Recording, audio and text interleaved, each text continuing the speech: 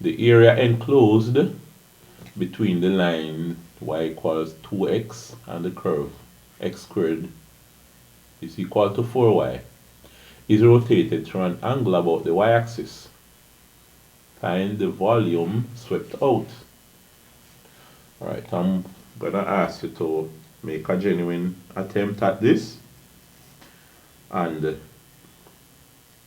I had worked it out before, and the answer I get, provided I didn't make a mistake, the answer I got was 536 cubic units. Alright, so see if you get that when you work it out. Okay, have you finished? Did you get 536 cubic units? Let's work it out and see what happens. You have the line y equals 2x, although it's a straight line. Sometimes, well, mathematicians refer to it as a curve. So they call everything a curve, whether it's straight or bent. Then you have the curve x squared equals 4y. Let's write it like this. 4y equals x squared, because you usually have y on the left and x on the right. So let's just write it that way. Alright. Now, you can transpose this for y and write it as y is equal to x squared over 4, or a quarter x squared then. Alright. Now what you want to do is sketch a little curve. And let's see what it might look like. So you have your x-axis. Let me bring the x-axis down a bit, make some space here. You have your x-axis and you have your y-axis. Alright. Now, when it comes to the curve and the line, let us say y equals x, no, y equals 2x. It would look somewhat like this. Right, it's steeper than the y equals x line, and then the y equals x squared. You know, y equals x squared would look somewhat like this, right? Y equals quarter x would have the same general shape. Let me draw y equals quarter x. It's just the general shape that we want. Okay. And the area enclosed would be this area under here, alright?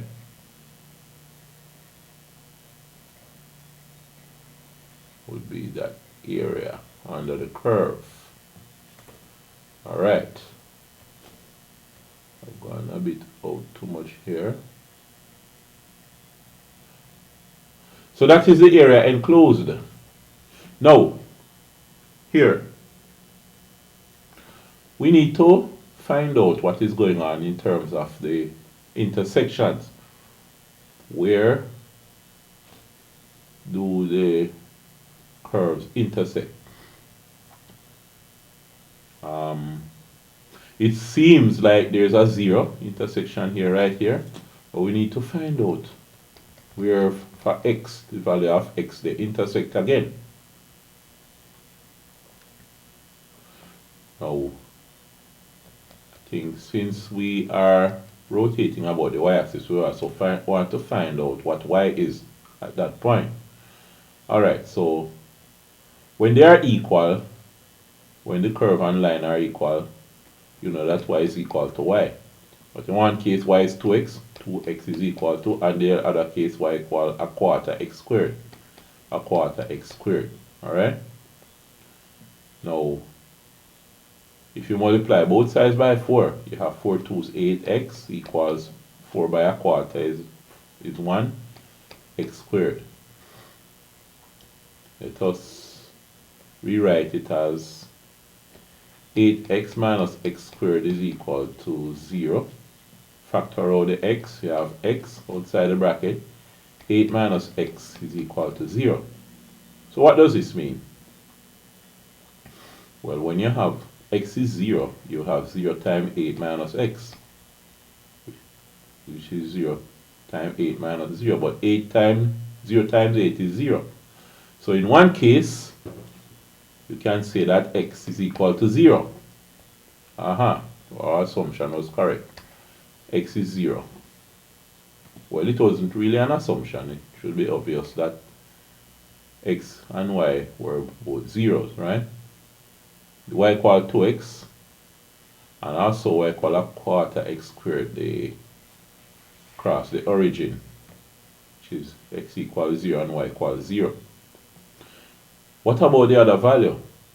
Well, if you have this part equals 0, x minus 8 minus x equals 0, then you have x times 0 equals 0.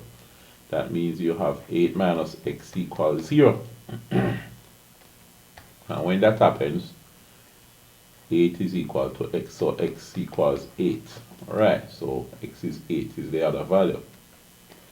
And we say we want to find out what y is. Since you're going to rotate around the y-axis, I think that would be useful. So if you substitute 8 here, y equals 2 by 8, which is 16. Also, if you substitute it here, 8 squared is 64, and a quarter of 64 is 16. So both of them give you 16. Alright, now we have found the points of intersection. Now remember, we're going to rotate it about the y-axis. If you rotate it about the y-axis, what you'll be looking at is a shape looking like a bowl. Alright? And if you slice the bowl into several pieces like this, then you would be going from 0 to 16. So you're going from y equals 0 to y equals 16. And you have a change in y as you go up. So each slice would be, the change would be dy. So each slice is like a cylinder, you know. So if I draw the cylinder here, you have a radius r. The radius would be here. Now, what is that radius? That radius is the same as x. Alright? That radius is the same as x. Now here, the volume of each of these cylinders would be pi r squared h, but in this case, instead of pi r squared h, we know r is the same as x, so it's pi x squared, and the height is the same as a change in y. Let's use the uppercase delta here. It's really the uppercase delta we should use here instead of d. It's a change, the height is a change in y, delta y. That's the volume of each slice, each element. Right? Now, what is x? Thing is that we're going to have to rewrite this formula by saying x equals, right? So here we have going up, the x is changing, right? Now you're going to find out what x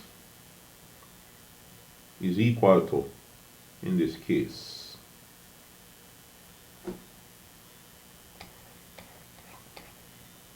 If you transpose the y equals 2x, you're going to get x equals y over 2.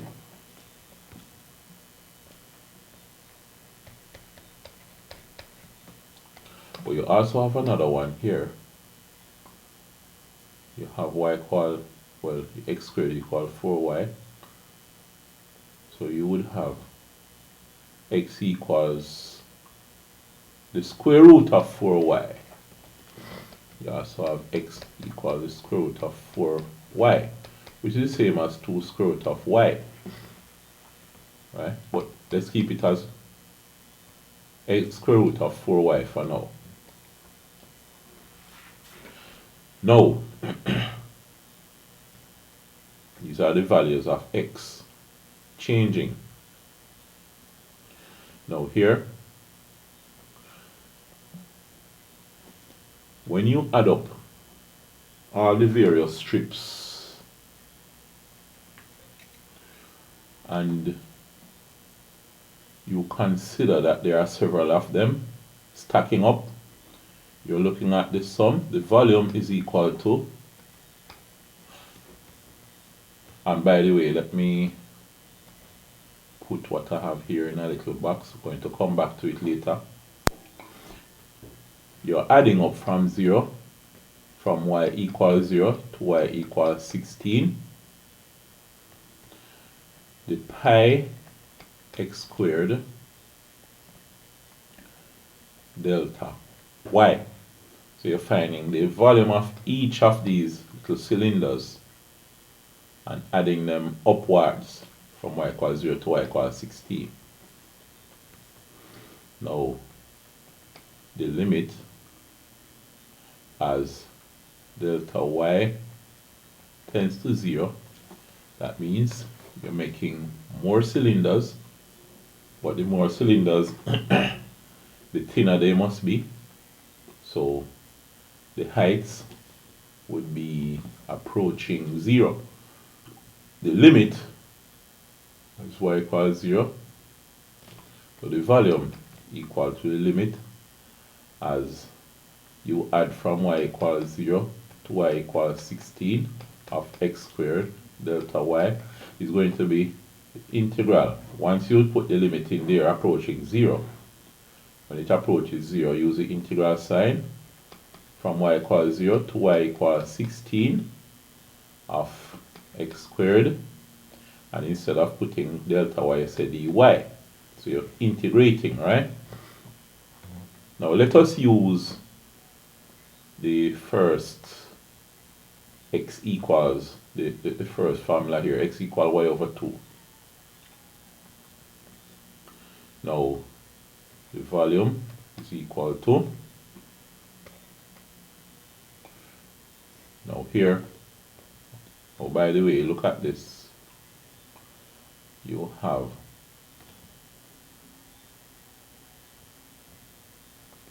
a difference between the x squared and the y over 2. Alright, I should have drawn that at first.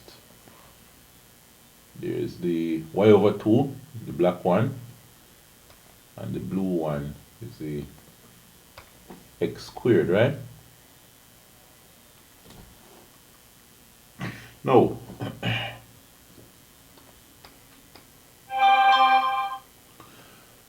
let's say we have two volumes. You see the first volume, call it volume 1. I shouldn't put the 1 there, volume 1.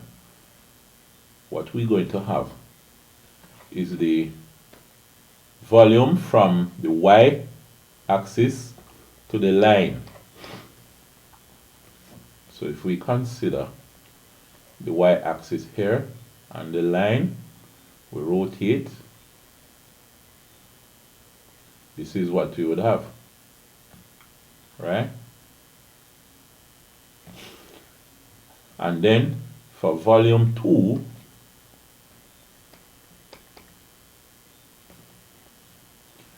we have our y axis and our x axis.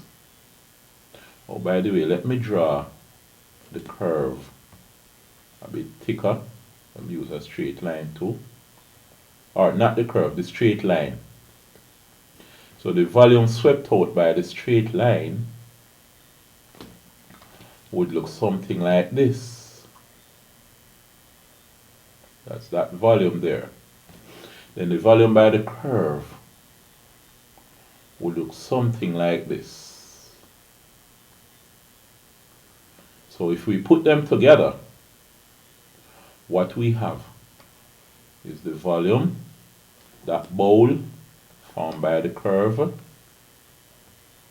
right? And this volume here. So we would be looking at the whole volume of the bowl and removing the volume of a cone inside, right? So it's like you use a clay to make a bowl looking like this, and then you use the knife to cut out a cone from the inside, and what you're left is the volume that we're finding. All right, so we're going to subtract the volumes to make V. What should I call it? V total. Alright, let's just call it V. V is going to be V2 minus V1. Because V2 would be larger. It's a bowl, and then V1 is the inside that you cut out. So in this case now, what we have is V1 is going to be the integral from y equals 0 to y equals 16 of. Now, what we have is the straight line. Let's write it as it is first, x squared dy. But pi, my gosh, I don't want to forget the pi, you know. It's pi. How could I leave out the pi? The pi is always there. It's pi r squared h. So it's pi x squared dy, which is the integral from y equals 0 to y equals 16 of pi, but what is x in this case? X is y over 2. So it's y over 2 all squared, y over 2 squared dy. That is volume 1, you know. Then volume 2, let me write volume 2 here. Volume 2 is going to be the integral from y equals 0 to y equals 16 of pi x squared dy, which is the same as integral from y equals 0 to y equals 16 of pi. What is x in this case? X is square root of 4y. The square root of 4y dy. But let's simplify this a bit. So volume 2 is equal to the integral from y equals 0 to y equals 16 of pi. But remember now, square root of 4 is 2. So it's 2 and the square root of y. But the square root of y is the same as y to the half dy. When you're going to integrate, you want it as written to a power instead of the root over it. So now, the volume that we want is going to be one minus the other.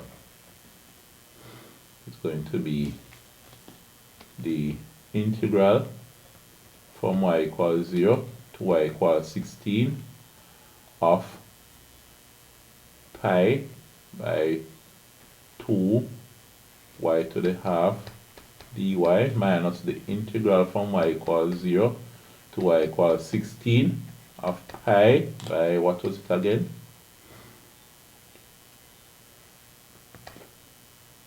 Oh, so it should be squared. My. I wrote the x in the second part, but I didn't square it. It's squared, you know. This should be squared. Right. So, but the thing is, what you have is square root squared. So the square root of 4y, r squared, is just 4y. You see how easy it is to make a mistake with these, man? Right. And if I was under exam pressure, I probably wouldn't remember that I neglected to square it. It's 4y dy.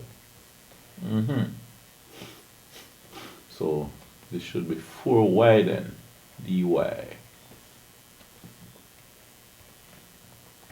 Minus, and then pi, y over 2, right, v1, pi y over 2 r squared, which is y squared over 4 dy. Okay. Now you could integrate each of them separately. We run out of scrolling space, you know. Yeah, we could integrate each of them separately and minus. Well, let's do it like this. Equal. Now this is the same as if you factor out pi and consider the integral of everything from y equals 0 to y equals 16 off, and then you say 4y minus y squared over 4 dy. You could do it like that. Alright? I'm saying you could integrate this and then integrate this separately. Then what you get, you subtract them. But remember, since the boundaries are the same, you could just combine them. Alright? And since we have pi in both, we just put the pi outside here. Alright, we have run out of scrolling space, so let's draw a line up and then we continue our work on the right side of that line.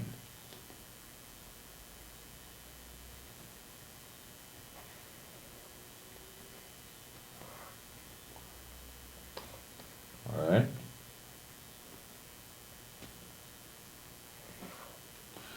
So, what does it say again? Volume is pi, integral from 0 to 16.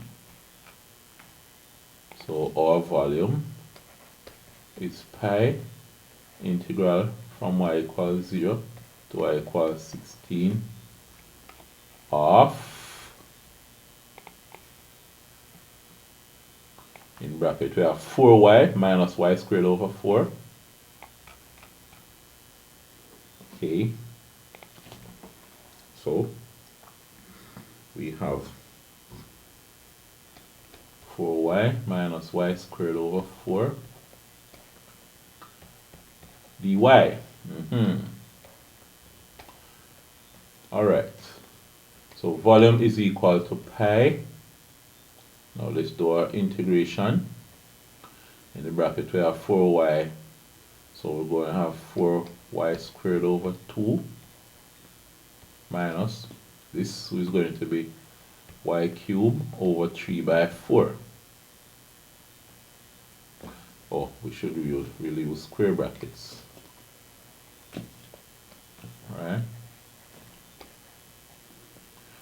going from y equals 0 to y equals 16. Alright? So, you see what's happening there. Make sure you're following, Alright? So, volume is pi times upper boundary first. It's 4 times 16 squared over 2 minus 16 cubed over 3/4 is 12. Alright? Minus, open bracket, lower boundary now, 4 times 0 squared over 2 minus, and I could have cancelled out and make 2 into 4, 2 before, but let's continue. Minus 0 cube over 3/4 is 12, right?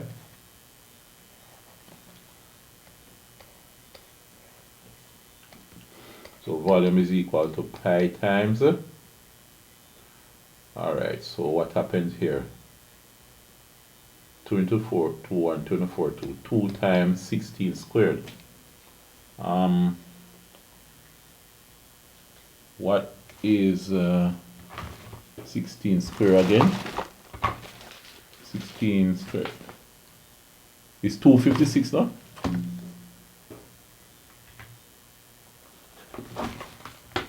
Let me see something here.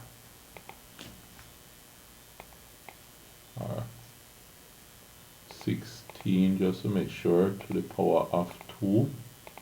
Right, 256.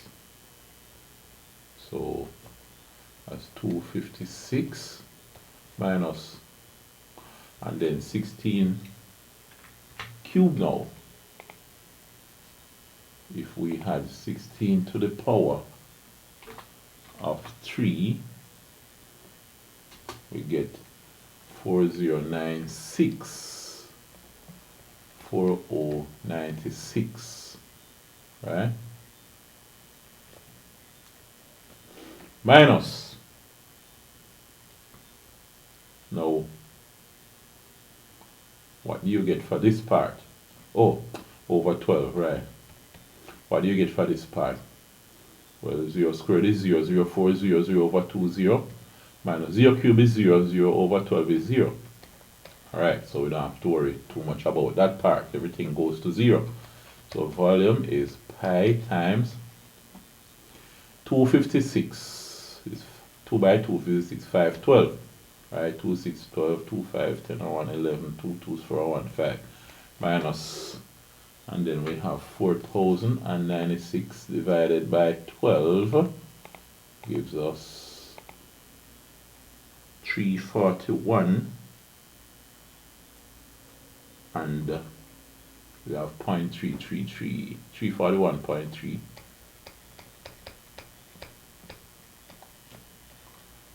Alright, 341.3, something there. Alright, so when we subtract them, volume is equal to pi times what now? We have 512 minus that equals, we have 170 something, 170.666, 0.667. So when we multiply that by pi times that gives us, okay, we have our 536